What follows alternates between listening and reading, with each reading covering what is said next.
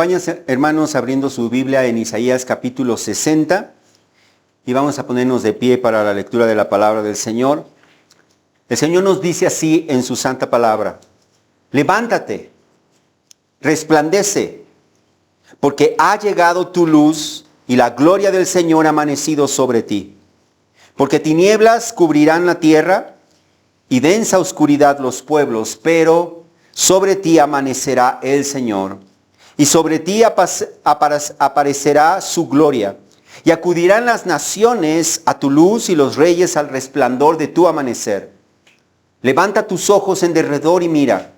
Todos se reúnen, vienen a ti. Tus hijos vendrán de lejos y tus hijas serán llevadas en brazos. Entonces lo verás y resplandecerás y se estremecerá y se regocijará tu corazón, porque vendrá sobre ti la abundancia del mar, las riquezas de las naciones vendrán a ti, una multitud de camellos te cubrirá, camellos jóvenes de Madián y de Efa, todos los de Saba vendrán, traerán oro e incienso y traerán buenas nuevas de las alabanzas del Señor. Todos los rebaños de Cedar serán reunidos para ti, los carneros de Nebaiot estarán a tu servicio, subirán como ofrenda agradable sobre mi altar, y yo glorificaré la casa de mi gloria. ¿Quiénes son estos que vuelan como nubes y como palomas a sus palomares? Ciertamente las costas me esperarán, y las naves de Tarsis vendrán primero, para traer a tus hijos de lejos, y su plata y su oro con ellos, por el nombre del Señor tu Dios, y por el Santo de Israel, porque Él te ha glorificado. Extranjeros edificarán tus murallas, y sus reyes te servirán, porque en mi furor te herí, pero en mi benevolencia he tenido compasión de ti. Tus puertas estarán abiertas de continuo, ni de día ni de noche se cerrarán, para que te traigan las riquezas de las naciones, con sus reyes llevados en procesión, porque la nación y el reino que no te sirvan perecerán, y esas naciones serán completamente destruidas. La gloria del Líbano vendrá a ti, el ciprés, el olmo, el bojaúna, para hermosear el lugar de mi santuario, y yo haré glorioso el lugar de mis pies. Vendrán a ti humillados los hijos de los que te afligieron. Se postrarán a las plantas de tus pies todos los que te despreciaban, y te llamarán ciudad del Señor, Sión del Santo de Israel. Por cuanto tú estabas abandonada y aborrecida, sin que nadie pasara por ti, haré de ti gloria eterna, gozo de generación en generación. Y mamarás la leche de las naciones, mamarás el pecho de los reyes. Entonces sabrás que yo, el Señor, soy tu Salvador y tu Redentor, el poderoso de Jacob. En vez de bronce, traeré oro. En vez de hierro, traeré plata. En vez de madera, bronce. Y en vez de piedras, hierro. Pondré como tus administradores la paz y como tus gobernantes la justicia. No se oirá hablar más de violencia en tu tierra, ni de desolación, ni de destrucción dentro de tus límites, sino que llamarás a tus murallas salvación y a tus puertas alabanza. Ya el sol no será para ti luz del día, ni el resplandor de la luna te alumbrará, sino que tendrás al Señor por luz eterna y a tu Dios por tu gloria. Nunca más se pondrá tu sol, ni menguará tu luna, porque tendrás al Señor por luz eterna, y se habrán acabado los días de tu luto. Entonces todos los de tu pueblo serán justos, para siempre poseerán la tierra, vástago de mi plantío, obra de mis manos, para que yo me glorifique. El más pequeño llegará a ser humillar, y el más insignificante una nación poderosa. Yo, el Señor, a su tiempo lo apresuraré. Padre, te damos gracias por este pasaje de la Escritura, Señor. Te damos gracias porque tú nos hablas por medio de cada pasaje, de cada palabra, de cada letra que ha sido inspirada por tu Espíritu, Señor. Y hoy tenemos el privilegio de escucharla y te pedimos, Señor, que hoy hables a nuestro corazón a través de este pasaje. Tú conoces nuestra vida y te pedimos que tú ilumines nuestro entendimiento de manera, Señor, que podamos ser animados y motivados, Señor, a seguir caminando y creciendo en tus caminos, Señor. Te lo pedimos en el nombre de Jesús. Amén. Amén. Vamos a tomar nuestro lugar. Hermanos, una de las cosas que más afligen a los seres humanos es la incertidumbre de su futuro. Y al no conocer el futuro, al no tener unas certezas acerca del futuro, muchas personas llegan a la conclusión de que lo mejor es vivir y disfrutar el presente, dándole gusto a sus deseos sin pensar en lo que vendrá en el futuro. Y esa es la manera de pensar de muchas personas alrededor de nosotros. Vive tu presente, sigue tu corazón y no pienses en el futuro porque no conoces el futuro. Pero vivir para los deseos de la carne solamente conduce a una continua insatisfacción en el presente y a una ruina eterna en el futuro. Y aún así, cuando los cristianos miramos nuestra vida presente, nuestra condición presente, y vemos que a pesar de estar caminando con Cristo y buscarle a Él, seguimos batallando con las tentaciones, las pruebas, el sufrimiento que no se acaban, entonces Satanás nos susurra al oído y te pregunta, ¿realmente vale la pena negarte a tus deseos? ¿Vivir en contra de la corriente de este mundo? ¿Luchando en contra de las tentaciones y del pecado y sufrir por obedecer a Cristo? ¿Realmente vale la pena? Esta pregunta puede generar un gran desánimo en la vida de muchos cristianos. Y muchos cristianos se encuentran desanimados al ver su condición presente y las circunstancias que le rodean, al grado de estorbar su caminar con Cristo y su vida de santidad. Pues de la misma manera la condición del pueblo de Israel, recordemos que Isaías está describiendo estas palabras al Israel que ya habría regresado de la cautividad babilónica. Y todos pensaríamos que al ser rescatados de la cautividad babilónica, ellos vivirían en un tiempo de esplendor y gloria en Israel. Pero ellos se encontrarían desanimados porque a pesar de que habían sido salvados del cautiverio, no los alcanzaba la justicia, solo había tinieblas y andaban en oscuridad. Vivían tocando la pared como ciegos y andaban a tientas como los que no tienen ojos. Tropezaban al mediodía igual que al anochecer y entre los robustos eran como muertos.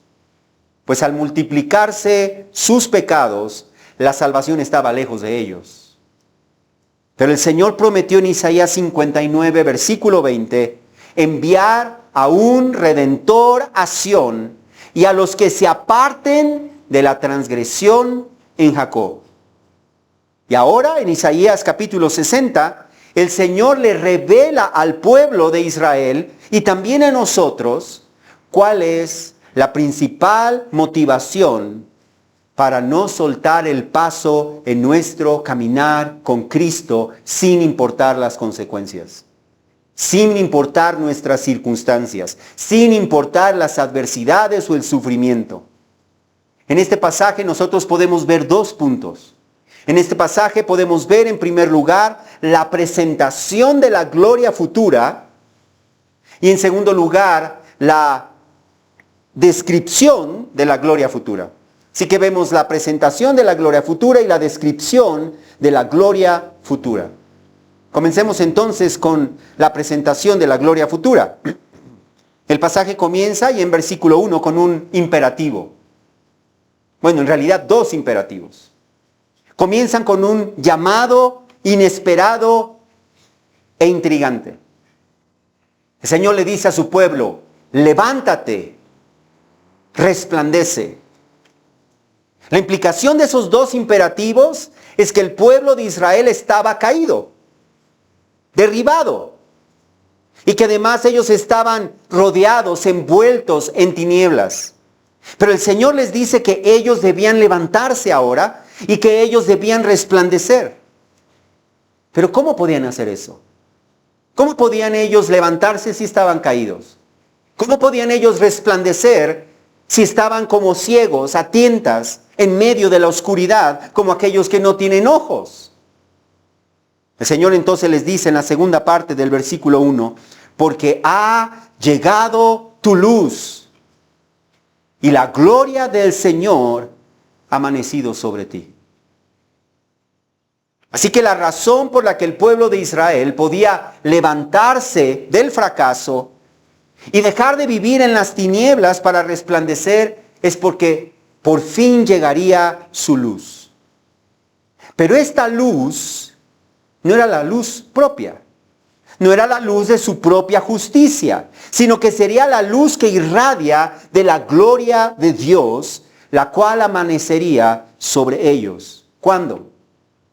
Cuando el Redentor prometido viniera a Sión, a los que se aparten de la transgresión de Jacob. El Señor había prometido en Isaías 59:20, vendrá un Redentor a Sión y a los que se aparten de la transgresión en Jacob, declara el Señor. Ahora bien, algo interesante de este capítulo 59, versículo 20, es que el apóstol Pablo utiliza justamente ese versículo en el Nuevo Testamento, en Romanos 11, versículo 26, en donde habla acerca de la salvación futura de Israel, donde habla acerca de la salvación escatológica del pueblo de Israel. Así que entonces, Isaías 60 trata de la promesa de salvación y de restauración escatológica de la nación de Israel en el milenio. De lo que sucederá cuando venga el Redentor a Sión, a los que se aparten de la transgresión en Jacob. Y cuando eso ocurra, la nación de Israel se levantará. La nación de Israel resplandecerá porque su luz, es decir, la gloria del Señor, en la persona del Redentor, amanecerá sobre ellos como si fuera un sol radiante en un mundo gobernado por las tinieblas. El versículo 2 nos explica que el Redentor vendrá a Sión en un tiempo en el que las tinieblas reinarán sobre toda la tierra. Observa lo que nos dice el versículo 2. Porque tinieblas cubrirán la tierra y densa oscuridad los pueblos. Pero sobre ti amanecerá el Señor y sobre ti aparecerá su gloria. Recordemos nosotros que a causa de sus pecados, a causa de su rebelión contra Dios, los habitantes de todos los pueblos viven en una continua oscuridad. De hecho, el apóstol Juan nos dice en su primera carta, en el capítulo 5, en el versículo 19, nos dice que el mundo entero, escucha eso, el mundo entero yace bajo el poder del maligno. Pero el Señor prometió venir a Sión en la persona del Redentor a salvar a su pueblo. Ahora bien, Isaías no pudo ver que el Redentor vendría a la tierra en dos ocasiones. Él tuvo lo que se llama una visión profética telescópica. Él veía hacia el futuro, pero no pudo distinguir un evento de otro evento. En Isaías 9, versículo 2, el Señor prometió que el pueblo que andaba en tinieblas ha visto gran luz. A los que habitaban en tierra de sombra de muerte, la luz ha resplandecido sobre ellos. Es decir, el Señor ya había hablado a través del profeta Isaías acerca de esta luz de la gloria de Dios. Y nosotros sabemos por el Nuevo Testamento, en Mateo capítulo 4, versículo 16, que estas palabras se cumplieron con la primera venida de Jesucristo. De igual manera, Lucas capítulo 1, versículos 78 y 79 nos dice que Zacarías, el padre de Juan el Bautista, afirmó que Jesús era la aurora que nos visitaría desde lo alto para dar luz a los que habitaban en tinieblas y en sombra de muerte. Y el apóstol Juan también enfatiza en capítulo 1, versículo 9, que la luz verdadera, que Jesús es la luz verdadera que al venir al mundo alumbra a todo hombre. Así que entonces la luz era el Mesías. La luz era el resplandor de la gloria de Dios en la persona del Redentor, en la persona de Jesucristo. Sin embargo, el pueblo de Israel, ¿qué hizo? Ellos no reconocieron a su Mesías.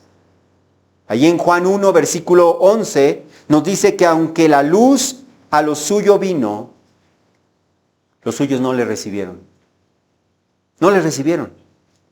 El pueblo de Israel no aceptó a su Mesías, el Redentor prometido. Muy por el contrario, ellos lo rechazaron, ellos lo maltrataron, ellos lo enjuiciaron, ellos lo condenaron, ellos lo ejecutaron. Y aún así, el Señor usó el pecado de su pueblo para cumplir lo que Él mismo había anunciado en Isaías capítulo 53, de que su siervo sería el sacrificio de expiación por los pecados de todos aquellos que vinieran a Él. El Señor cumplió su propósito.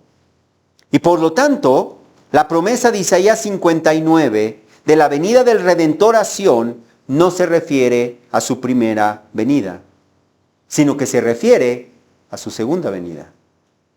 A su segunda venida. Hechos 1:11 nos habla de esta segunda venida. Hechos 1:11 nos dice que cuando Jesús ascendió a los cielos a la vista de sus apóstoles, dice que de repente ellos estaban mirando hacia el cielo y se aparecieron dos ángeles que les hablaron y les dijeron: este mismo Jesús, que ha sido tomado de ustedes al cielo, vendrá de la misma manera, tal como lo han visto ir al cielo.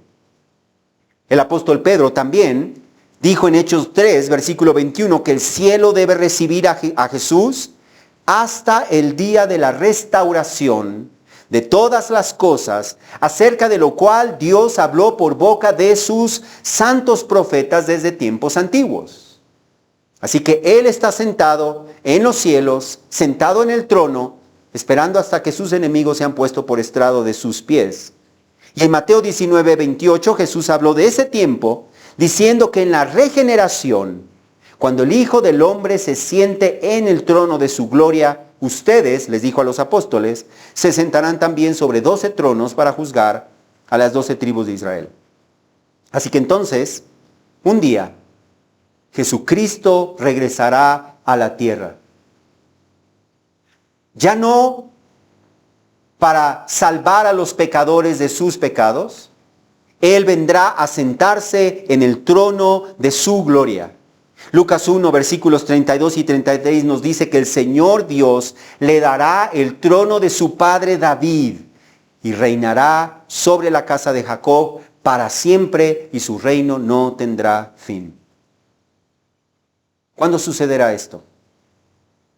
Esto sucederá de acuerdo con las Escrituras después de que su iglesia, todos aquellos que hayamos creído en Él, hayamos sido tomados de la tierra, arrebatados de la tierra, para recibir al Señor en el aire. Después vendrán los 7 años del periodo de la tribulación. Y cuando Cristo regrese al final de la tribulación, su iglesia, todos los que creímos en Él y que fuimos arrebatados antes de la tribulación, vendremos con Él y reinaremos con Cristo por 1000 años, dice Apocalipsis 20, versículo 6. Así que entonces Isaías 6 nos está describiendo ese tiempo escatológico en el cual Cristo, el Redentor, regresará a Sión y manifestará la extraordinaria grandeza de su gloria y gobernará sobre toda la tierra por 1000 años, seguido por el estado eterno, y nosotros, aun cuando no somos judíos, disfrutaremos de ese reino de Cristo sobre la tierra. Eso nos trae entonces a nuestro segundo punto, no solamente la descripción de la gloria futura, sino ahora, no solamente la presentación de la gloria futura, sino la descripción de la gloria futura. En versículo 3 de nuestro pasaje nos dice, y acudirán las naciones a tu luz, y los reyes al resplandor de tu amanecer. Observemos nosotros el impacto que tendrá la segunda venida de Cristo a la tierra. El impacto será un impacto mundial. El resplandor de su gloria, dice allí, que será como una luz que atraerá de las tinieblas a las naciones y a sus reyes, a Israel, a causa del resplandor de su amanecer. Notemos que no es a causa de Israel, sino es a causa de su Redentor, que manifestará su gloria desde Jerusalén. Ya el Señor había anunciado en Isaías 2, versículos 3 y 4, en relación a las naciones en aquel tiempo, que en los postreros días vendrán muchos pueblos y dirán, vengan, subamos al monte del Señor, a la casa del Dios de Jacob, para que nos enseñe acerca de sus caminos y andemos en sus sendas, porque de Sión saldrá la ley y de Jerusalén la palabra del Señor. Él juzgará entre las naciones. De igual manera, a través de Isaías, en el capítulo 11, versículo 10, el Señor había anunciado, acontecerá en aquel día que las naciones acudirán a la raíz de Isaí, es decir, el Mesías, de la descendencia de Isaí, que estará puesta como señal para los pueblos y será gloriosa su morada. No solamente eso, sino que los judíos dispersos serán reunidos nuevamente en Israel, como vemos en el versículo 4 de nuestro pasaje. Dice allí, levanta tus ojos en derredor y mira.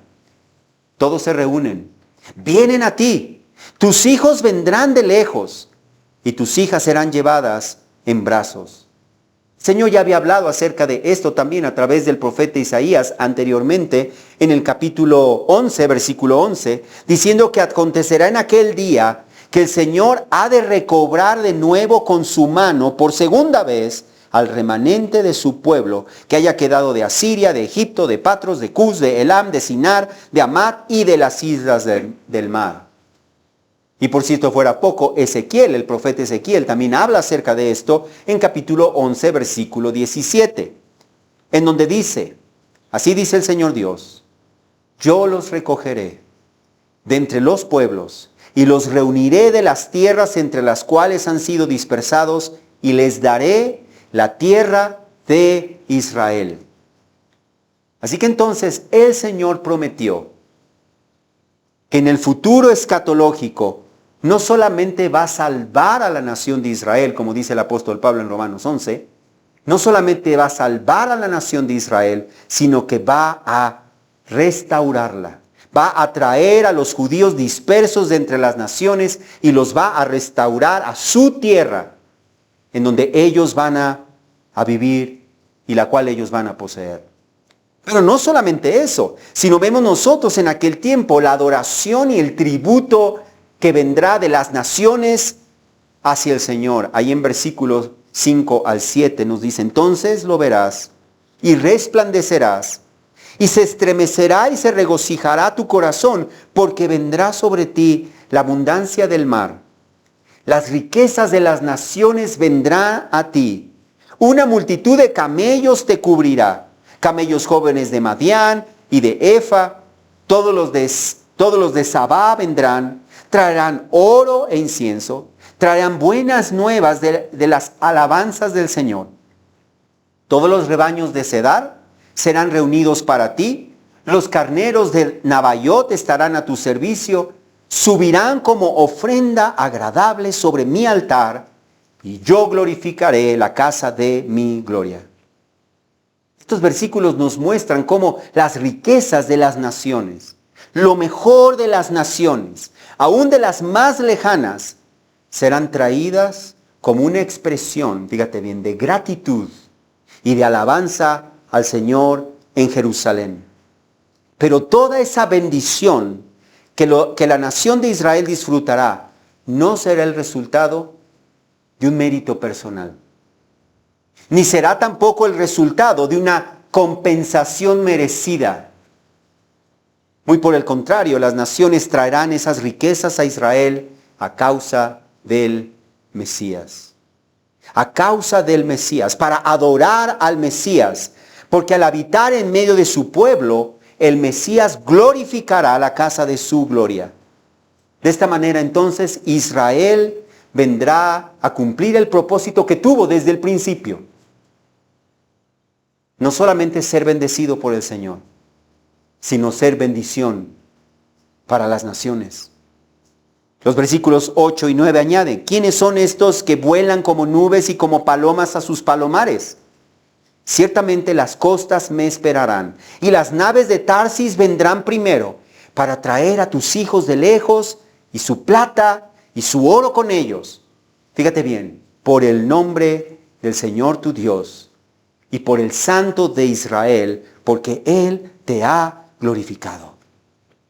Observa cómo las naciones, aún las naciones más lejanas, de todos los confines de la tierra, del norte, del sur, del este, del oeste, vendrá nación entusiastas, vendrá nación con prontitud.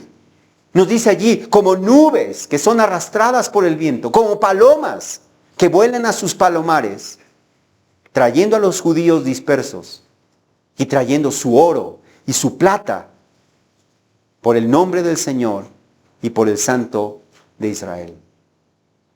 Hermanos, eso nos muestra una cosa, que nosotros hoy en día muchas veces hacemos a un lado y damos por sentado, que Él merece suprema alabanza. Si las naciones y sus reyes traerán las riquezas y el oro y la plata, ¿qué significa sino que el Señor merece toda nuestra adoración? Lo mejor de lo que nosotros tenemos. Y yo me pregunto, hermanos, ¿cuántos de nosotros venimos al tiempo de la adoración con esa expectación, con esa gratitud, con ese prácticamente postrarnos delante de Él? Porque Él es digno. Porque Él merece que nosotros proclamemos las grandezas de su gloria. En lugar de que nosotros cantemos con apatía y con indiferencia y con frialdad y pensando en tantas otras cosas que nos abruman. Él es digno de suprema alabanza. Pero no solamente eso, sino que además, como nos muestran los versículos 10 y 11, extranjeros edificarán tus murallas y sus reyes te servirán. Porque en mi furor te herí, pero en mi benevolencia he tenido compasión de ti. Tus puertas, escucha esto, tus puertas estarán abiertas de continuo. Ni de día ni de noche se cerrarán, para que te traigan las riquezas de las naciones con sus reyes llevados en procesión. Esto nos deja más que claro que toda esa bendición que la nación de Israel disfrutará en el futuro no es una bendición merecida. No es un tributo hacia ellos, sino que es una muestra de la adoración al Señor, que el Señor compartirá esa gloria con su pueblo. Ellos, como dice, levántate y resplandece. Ellos resplandecerán como un reflejo de la gloria del Dios que habitará en medio de su pueblo. Y las riquezas de las naciones, como expresión de la adoración de ellas al Señor, fluirá continuamente, dice allí, día y noche, día y noche. ¿Qué nos dice eso a nosotros si no es que nuestro tiempo de adoración no solamente es un tiempo congregacional, es un tiempo personal, en donde día y noche nosotros podemos declarar las glorias del Señor? Podemos anunciar cuán generoso, bondadoso, compasivo, misericordioso ha sido con nosotros. Cada latir de tu corazón es un motivo para darle gracias a Dios. El trabajo que tienes, la familia que tienes, aún aquellas cosas que no tienes porque Dios las ha negado en su bondad para ti. para tratar con tu corazón, para mostrarte lo que hay en tu corazón, para que no tengas ídolos en tu corazón. Él es digno de toda nuestra alabanza, no solamente a nivel congregacional, sino a nivel personal. Él es tan digno de recibir el honor, las riquezas y la alabanza, que en el versículo 12 nos dice, porque la nación, fíjate bien, y el reino, que no te sirvan, perecerán. Y esas naciones serán completamente destruidas. ¿Cuántos de nosotros al escuchar esas palabras podríamos pensar, ¿no es acaso esto una exageración? ¿No es acaso esto una... ¿Dónde queda su libertad, su libre albedrío? Pues ellos están ejerciendo su libre albedrío al no adorar a Dios. Pero no adorar a Dios es una muestra de su rebelión, es una muestra de su maldad, es una muestra de su ingratitud, porque todas las cosas que el mundo recibe proceden de la mano generosa y bondadosa del Dios que comparte su sol con los buenos y malos, su lluvia sobre justos e injustos. De tal manera que la nación que no le adore, la nación que no le sirva, será completamente destruida. Pero ¿cómo puede ser esto? Esto nos muestra que nuestra alabanza al Señor debe ser, fíjate bien, un acto voluntario, pero no es, a la misma vez, no es un acto opcional. Y tú dices que eso no es contradictorio. ¿Cómo puede ser voluntario, pero a la misma vez no opcional? El Señor es digno y merece todo nuestro honor, nuestra alabanza y lo mejor que nosotros tenemos y debemos rendírselo voluntariamente. Pero aun cuando nosotros nos neguemos, Él sigue siendo digno de nuestra adoración, de nuestra obediencia, de nuestro reconocimiento. De tal manera que es malo, es pecaminoso, es condenable no darle la gloria que Él se merece. Pero un corazón, fíjate bien, que es capaz de ver. Un corazón que es capaz de ver. Un corazón que es capaz de deleitarse en la gloria y en la bondad del Señor voluntariamente, le dará al Señor la gloria que Él se merece. Nada será mucho para darle, porque Él lo merece todo. Y todo lo que nosotros podamos darle, toda la gloria que nosotros podamos darle, nos quedaremos pequeños, nos quedaremos cortos. Y por eso el texto dice que quien no le adore, justamente será destruido.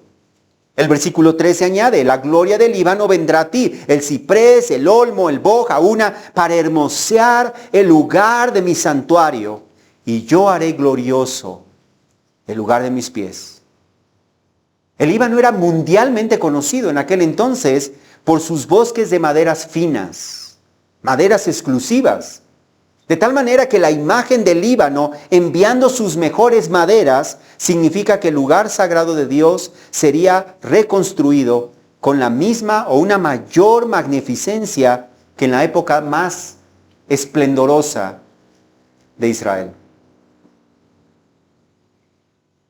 Pero no solamente vendrá la gloria de las naciones, las riquezas de las naciones, no solamente los reyes de la tierra y los habitantes de la tierra vendrán al resplandor de la gloria del Mesías, sino que además la nación de Israel será restaurada. Observa allí en el versículo 14. Vendrán a ti humillados los hijos de los que te afligieron. Se postrarán a las plantas de tus pies todos los que te despreciaban y te llamarán ciudad del Señor, Sión del Santo de Israel.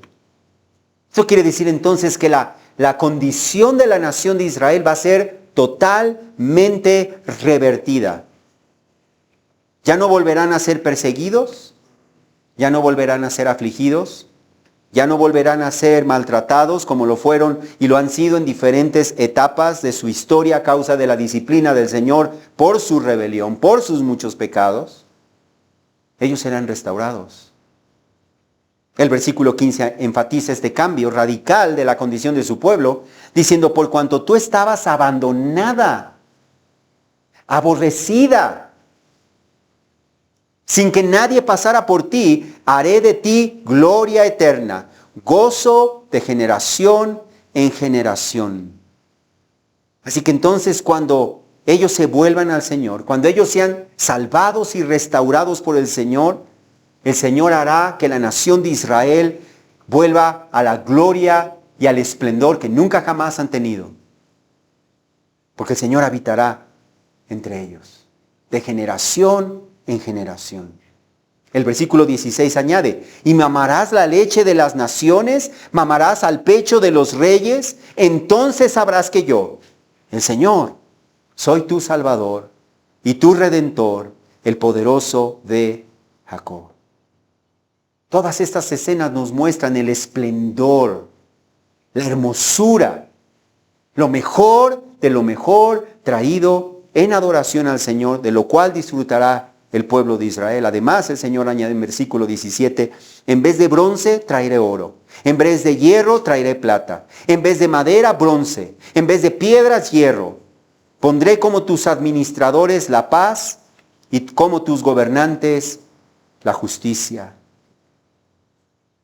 Decir que la ciudad de Jerusalén será construida con oro, plata, bronce y hierro es una manera poética de resaltar su permanencia y de resaltar su seguridad. ¿No habrá nación más segura? ¿No habrá nación más permanente, más estable que la ciudad de Jerusalén? Porque el Señor habitará en medio de ellos. Y no solamente eso, sino será tal el resplandor de la belleza de la ciudad de Jerusalén, que nos dice allí que su belleza y su seguridad serán únicas. Y en ella reinarán la paz y la justicia. Lo que toda nación ha deseado. Versículo 18 promete, por otro lado, no se oirá hablar más de violencia en tu tierra, ni de desolación, ni de destrucción dentro de tus límites, sino que llamarás a tus murallas salvación y a tus puertas alabanza. Es que entonces en el reino del Mesías no habrá más guerras, no habrá más violencia, no habrá más destrucción, desolación, sino que la salvación será la muralla que proteja a su pueblo. Y la alabanza nuevamente será la puerta de acceso al Señor. Finalmente, la gloria de la presencia del Señor en medio de ellos nos dice en versículos 19 y 20. El Señor anunció que ya el sol no será para ti luz del día, ni el resplandor de la luna te alumbrará, sino que tendrás al Señor por luz eterna y a tu Dios por tu gloria. Nunca más se pondrá tu sol, ni menguará tu luna, porque tendrás al Señor por luz eterna y habrán acabado los días de tu luto. Isaías está viendo hacia el futuro, como en ese telescopio que no le permitió distinguir entre el reino milenial y el estado eterno. Pero Apocalipsis 20, en versículos 2 al 6, nos revela que cuando Cristo venga, cuando el Redentor se manifieste para salvar a Sión, Él reinará con sus santos como Rey sobre el trono de David por 1000 años, en los cuales Satanás estará atado. Apocalipsis 21, versículos 7 al 10 añade que al terminar el milenio, Satanás será soltado.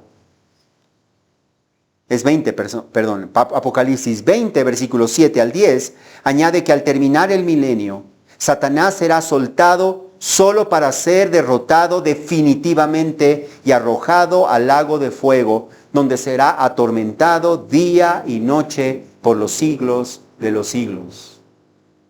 Apocalipsis 20, versículos 13 al 15 nos dice que luego de esto, todos los muertos de todos los tiempos que no creyeron en Cristo serán resucitados juzgados y arrojados al lago de fuego eterno. Y entonces, Apocalipsis 21:1 nos revela que después de esto el Señor hará un cielo nuevo y una tierra nueva. Porque el primer cielo y la primera tierra pasaron y el mal ya no existe. Entonces la nueva Jerusalén descenderá del cielo. Versículos 3 y 4 añaden que el tabernáculo de Dios está entre los hombres y Él habitará entre ellos. Y ellos serán su pueblo. Y Dios mismo estará entre ellos.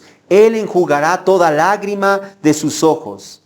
Y ya no habrá más muerte, ni habrá más duelo, ni clamor, ni dolor, porque las primeras cosas han pasado. Y versículos 23 al 27 concluyen diciendo que la ciudad no tiene necesidad de sol, ni de luna que la iluminen, porque la gloria de Dios la ilumina, y el Cordero es su lumbrera. Las naciones andarán a su luz, y los reyes de la tierra traerán a ella su gloria. Sus puertas nunca se cerrarán. De día, pues allí no habrá noche, y traerán a ella la gloria y el honor de las naciones. Jamás entrará en ella nada inmundo, ni el que practica abominación y mentira, sino solo aquellos cuyos nombres están escritos en el libro de la vida del Cordero.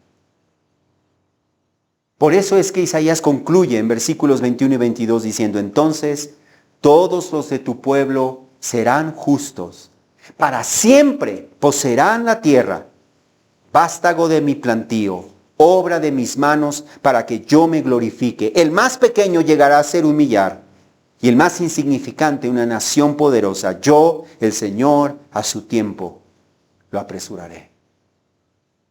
Todo esto, hermanos, nos demuestra que vale la pena vivir para Cristo. Vale la pena vivir para Cristo. Sin importar nuestras limitaciones actuales, sin importar el sufrimiento o las carencias, sin importar la pérdida, la limitación o la privación. Porque como nos dice Romanos 8, versículo 18, los sufrimientos de este tiempo presente no son dignos de ser comparados con la gloria que ha de ser revelada. Y por eso 2 Corintios 4, 17, versículos 17 y 18 recalca que esta aflicción que nosotros pasamos, esta aflicción leve y pasajera, nos produce un eterno peso de gloria que sobrepasa, fíjate bien, toda comparación. Pero aquí está la clave: al no poner nuestra vista en las cosas que se ven, sino en las que no se ven. Porque las cosas que se ven son temporales, pero las que no se ven son eternas. Por lo tanto, hermanos, puesto que tenemos promesas tan extraordinarias, tan gloriosas, vivamos continuamente limpiándonos de toda contaminación del espíritu y de la carne, perfeccionando la santidad en el temor de Dios. Vivamos despojándonos del viejo hombre que se corrompe conforme a los deseos engañosos. Renovemos continuamente el espíritu de nuestra mente con la palabra de Dios. Andemos cada vez más por el espíritu y no obedeciendo los deseos de nuestra carne. Y esforcémonos cada día por vivir dando más y más fruto para Dios. Porque fíjate bien, si morimos con Él, también viviremos con Él. Y si perseveramos, también reinaremos con Él. Vale la pena vivir esforzándonos. Vale la pena no conformarnos con un cristianismo, entre comillas, mediocre. Vale la pena poner todo lo que está en nosotros. Ahora sí que echar toda la carne al asador. Y decir: Señor, yo quiero vivir cada día más para tu gloria. Porque no estoy poniendo mis ojos en esto terrenal que algún día será consumido por el fuego y nada quedará. Estoy poniendo mis ojos en aquel que vendrá para llevarme con Él.